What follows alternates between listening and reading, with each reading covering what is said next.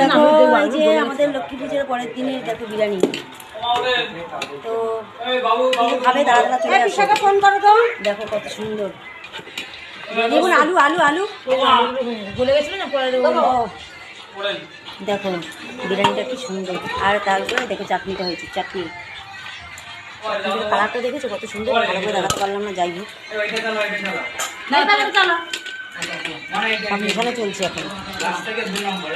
আর এই যে এদিকে দেখে নাও মিষ্টি রয়েছে, এই দেখো এই যে পায়েস রয়েছে তার সঙ্গে আর মিষ্টি। হ্যাঁ এই যে রসগোল্লা, এটা মানে এটা হচ্ছে কালাকার।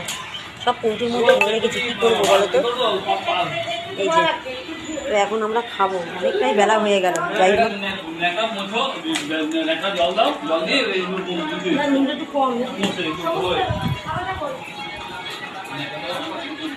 এই যে ঘর বসে আছে দেখো, এরা সব খাওয়া দাওয়া চলবে।